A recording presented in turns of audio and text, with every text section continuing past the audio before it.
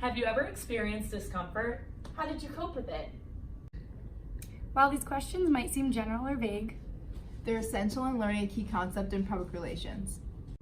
Leon Festinger's theory of cognitive dissonance talks about that discomfort and ways to cope with it. Dr. Aliani's 2012 study, The Relationship Between Cognitive Dissonance and the Decision-Making Styles, states whether we consciously know it or not, cognitive dissonance can still occur. As professional public relations practitioners, Madison moral agents find it imperative to explain this theory to onboard our new members of the agency. The theory might sound complex, which is why we are here to simplify it for you. after the following example, the history and the explanation of the theory, how it applies to everyday life, and tying it back to the example, we hope you will have a better and more thorough understanding of the theory as a whole. So recently I've been car shopping and I was looking online, going to dealerships, but I've been on a limited budget and I had a desire for a more luxurious car. Finally, I narrowed down my search and the first car I found was a Volvo 2015 white, but it was stock standard, but really low mileage. And the second car I found in my price range was a 2010 BMW, but it had a lot more mileage on it, but it did have a lot more extras like a sunroof and leather interior. After a lot of contemplation, I decided that I wanted to purchase the BMW. I called my parents to let them know that I was going to be purchasing the BMW over the Volvo. And they asked me, is that really what I wanted to do? Which I responded. We hate to leave you on a cliffhanger, but in order to understand Emily's decision, it is important we take you through the steps of cognitive process with some history. In 1951, Leon Festinger, an American social psychologist, synthesized multiple studies to form a theory that addresses communication's effects on social influence. Elliot Aronson's 1969 article, The Theory of Cognitive Dissonance, A Current Perspective, published in Advanced in Experimental Social Psychology, states that Festinger's cognitive dissonance theory was extremely favored when it was initially presented to the public.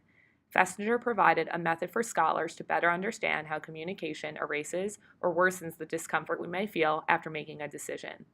The title of the theory represents the concept it reflects. Darrell Bem's 1967 article titled Self-Perception, an Alternative Interpretation of Cognitive Dissonance Phenomenon, published in the Psychological Review, explains that cognitive, meaning thinking, and dissonance, meaning conflict or inconsistency, are joined to represent the mental conflict we face when our beliefs are inconsistent. Bem explains that this theory was originally a psychology-based study that eventually was accepted by a variety of disciplines, communication being one of them. The theory explains that individuals are much more purposeful decision makers than we once believed. In Waters' 2009 article titled Examining the Role of Cognitive Dissonance in Crisis Funding, found in the Public Relations Review Journal, he explains that a person strives to maintain balance in their beliefs if an individual is presented with information that creates dissonance for their initial decision. They follow one of three routes for reducing that discomfort. Before taking one of these routes, there are certain conditions that must occur for dissonance to arouse and then be dealt with. Sweeney, Halsknecht, and Sator's 2000 article titled Cognitive Dissonance After Purchase, a Multidimensional Scale, found in the Psychology and Marketing Journal, emphasized that not every purchase creates dissonance. For arousal to occur, three main conditions must happen.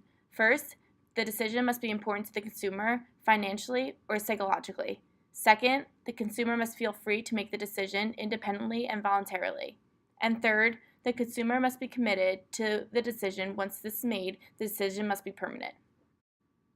According to Flantanari, Boniat, Kambonk, and Pavlovsky's 2012 article, A Structural Model of Emotions of Cognitive Dissonance, major long-term purchases will create more dissonance in the individual's decision-making process.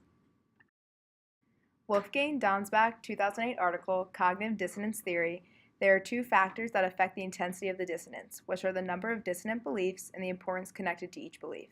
There are three ways that an individual can reduce cognitive dissonance. The first is to reduce the importance of the dissonant belief. The second way is to add a more consonant belief that outweighs the dissonant belief. Lastly, the third way to reduce cognitive dissonance is to change the dissonant belief so they are no longer inconsistent. To prove its credibility and accuracy, in his 1962 Theory of Cognitive Dissonance, published in Scientific American magazine, Festinger applied this theory in a scenario detailing the dissonance of making a decision. In the first scenario, a wife is offered two equally attractive gifts and is told she can keep one and the other one will be brought back to the store. Once the wife made her decision, the husband asked her if she has evaluated the attractiveness of both options. What Festinger found in this scenario was that when reevaluating the attractiveness of both gifts after the choice was finalized, the one chosen increased in attractiveness while the gift that was rejected decreased in attractiveness. Further, Festinger found that those being observed tried to persuade themselves that the unattractive features on the option they chose weren't really that unattractive, and that the attractive feature on the item they rejected wasn't really that attractive. In Wicklin and Brem's 1976 book, Perspectives on Cognitive Dissonance, they found that the magnitude of dissonance decreases as the number or importance of consonant cognitions increases. Similarly, Cooper and Carl Smith, in their 2015 article titled Cognitive Dissonance, published in the International Encyclopedia of the Social and Behavioral Sciences, found that dissonance is comparative and is the outcome of behavior. Now that you understand a little bit more about the theory and how it applies to our decision making, let's reflect back on Emily's decision between buying two cars. The dissonance she's experiencing can be eliminated in 3 different ways. First, she can reduce the importance of the conflicting beliefs by telling herself that it doesn't matter if the car has a lot of miles on it, because she won't be traveling a long distance. The second way she can eliminate dissonance is acquiring new beliefs that change the balance by focusing on the BMW's strengths, like its sunroof, leather interior, and luxurious appearance. Finally, she can remove the conflicting attitude or behavior by selling the car. Brem and Cohen's 1962 article, Explorations in Cognitive Dissonance, published in the American Psychological Association, emphasizes that this theory has predictive power with regard to free choice, forced compliance, and exposure situations.